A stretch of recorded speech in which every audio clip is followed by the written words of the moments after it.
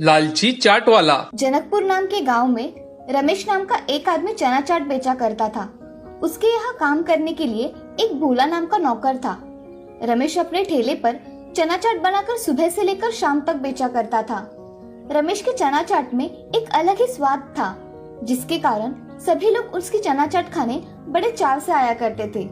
रमेश का जहाँ ठेला था, उसी के सामने रघु नाम के आदमी का बहुत बड़ा होटल था। रमेश का चना चाट का धंधा अच्छा चलने लगा था। तब से रघु का धंधा जैसे बैठ ही गया था। एक दिन रघु अपने नौकर शिवा से, अरे शिवा, ये रमेश चना चाट बड़ा ही फेमस हो रहा है। इसकी वजह से हमारा धंधा ही नहीं हो रहा। हाँ मालिक, आप सही कह रहे हो। उस रमेश की वजह से हमारे होटल में कोई नहीं आता। हमारे सारे ग्राहक उसी के पीछे खींचे चले जाते हैं। शिवा सुनो, उसके चना चाट की क्या खासियत है, ये जरा पता करके आओ। तभी शिवा रमेश के ठेले पर चला जाता है और शिवा रमेश से कहता है, रमेश भाई, मुझे एक प्लेट चना चाट देना जरा। हाँ, अभी देता हूँ। ऐसा कहकर रमेश चना चाट बनाने लगता है। तभी शिवा ध्यान से देखता है कि रमेश कैसे चना चाट बना रहा है। रमेश चने पर कुछ मसाले डालता है। उन मसालों की खुशबू बहुत अच्छी आती है। वो खुशबू सुन शिवा रमेश से, अरे रमेश भाई, इन मसालों में क्या मिलाया है? बहुत अच्छी खुशबू आ रही है तुम्हारे मसालों की। शिवा, वो हमारा सीक्रेट चना मसाला है, इसलिए इतनी खुशबू आ रही है उसकी। ये सीक्रेट मसाला कैसे बनाते हैं भाई? अरे शिवा, वो हमारे पुरखों से चला आ रहा है। वो हम किसी को नहीं बताते। इससे चना चाट का स्वाद बढ़ता है। ठीक है, मत बताओ भाई। ये लो शिवा, तुम्हारी चना चाट। रमेश भाई, ये लो तुम्हारे चाट के पैसे। ऐसा कहकर शिवा चना चाट के पैसे देकर तुरंत अपने मालिक के पास चला जाता है और उसे सारी बात बता देता है। तभी रघु मन ही मन कुछ सोचकर शिवा से कहता है, शिवा, तुम्हें मेरा एक काम करना होगा। रमेश के पास एक आदमी है जिसका नाम है भोला। वो उसका नौकर है।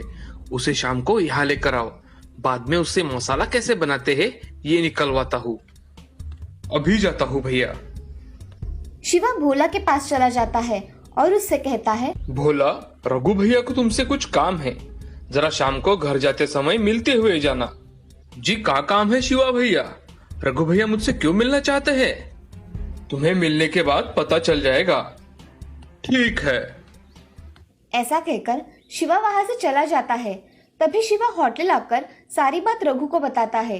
रघु उसकी बात सुनकर बहुत खुश हो जाता है और शाम होने का इंतजार करता है। शाम होने पर भोला उन्हें मिलने के लिए उनके होटल में चला जाता है। भोला जब होटल में आता है, तभी शिवा भोला से, आओ भोला, यहाँ बैठो। जी, क्या काम है शिवा भैया?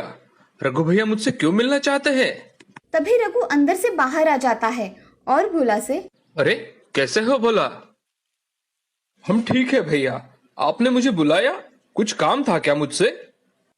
हाँ भोला, मुझे तुमसे कुछ पूछना था। हाँ भैया, आप पूछिए, क्या पूछना है आपको? तभी रघु उसके हाथ में पैसों का बंडल रख देता है और उससे पूछता है, भोला, ये पैसे तुम्हारे लिए। अब मुझे ये बताओ, रमेश चाट में जो मसाला इस्तेमाल करता है, वो मसाला कैसे बनाते हैं? अरे भैया, मुझे ठीक से याद नहीं आ रहा। याद करके बताओ, तुम्हें याद आ जाएगा। भोला रघु की बातें सुन मन ही मन सोचने लगता है, ये रघु भैया सिर्फ चना चाट मसाला बताने के इतने पैसे दे रहा है। अगर मैंने कहा कि मुझे नहीं पता, तो ये सारे पैसे ले लेंगे।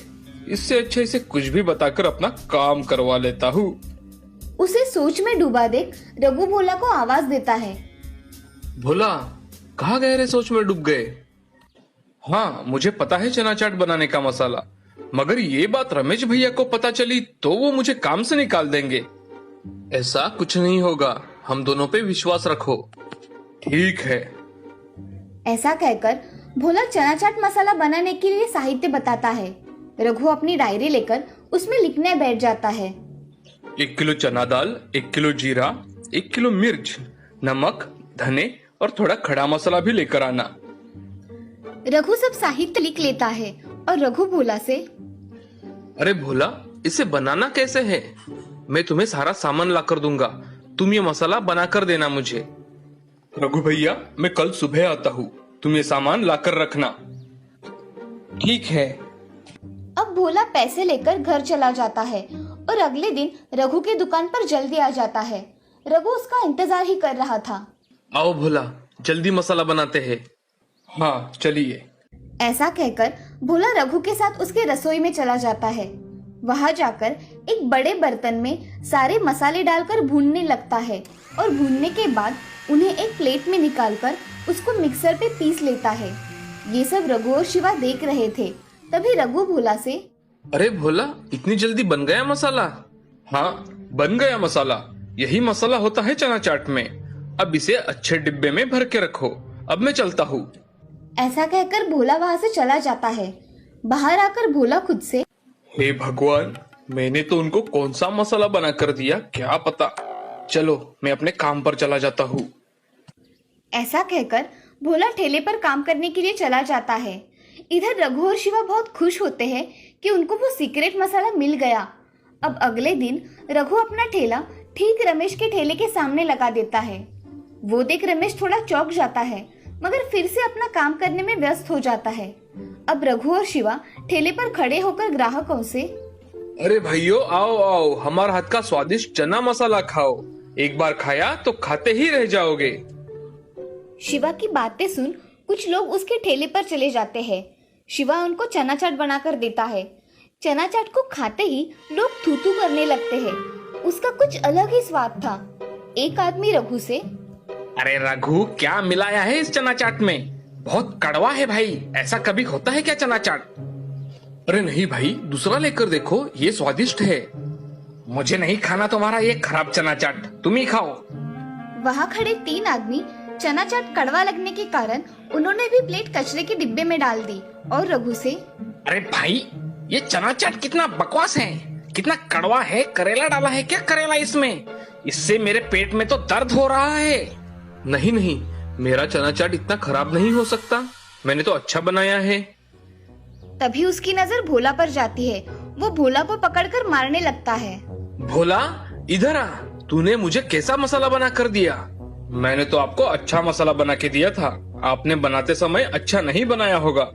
ये सब बातें सुन रमेश वहाँ आ जाता है और रघु से, रघु, तुम भोला पर इल्जाम क्यों लगा रहे हो? क्या हुआ है? इस भोला के बच्चे ने मेरा चना चाट मसाला खराब बना दिया है। इसकी वजह से मेरा कितना नुकसान हुआ है। मैंने कुछ नहीं किया मालिक। तुम्हें किसने बताया कि भोला को मेरा चना चाट का मसाला पता है? उसे कुछ भी नहीं पता। क्या इस भोला को चना मसाला बनाना नहीं आता? रघु, उसे कुछ भी नहीं पता। वो मसाला मैं खुद घर पर बनाता हूँ और इधर लेकर आता हूँ। वहाँ खड़े लोगों ने रघु के खिलाफ पुलिस कंप्लेंट कर दी। तभी वहाँ पुलिस आते हैं। पुलिस को देख रघु, क्या हुआ इंस्पेक्टर साहब, आप यहाँ? मेरे पास तुम्हारे खिलाफ पुलिस कंप्लेंट है। तुम्हारे चना चाट की वजह से लोगों के पेट खराब हुए हैं। खराब चना चाट बेचते हो, अब चलो जेल में। ऐसा सुनते ही रघु बहुत डर जाता है और इंस्पेक्टर साहब से, इंस्पेक्टर साहब, मुझे माफ कर दीजिए, मुझसे गलती हो गई। अब से मैं चना चाट नहीं बेचूंगा। ये सब पुलिस स्टेशन में जाकर बताना। अब चलो। पुलिस उनको लेकर वहाँ से चला जाता है और रमेश फिर से अपने ठेले पर काम करने लग जाता है। इस कहानी से हमें ये सीख मिलती है कि जिंदगी में कभी भी लालच नहीं करना चाहिए। लालच की वजह से हमेशा नुकसान ही होता है। लालच बुरी बला होती है।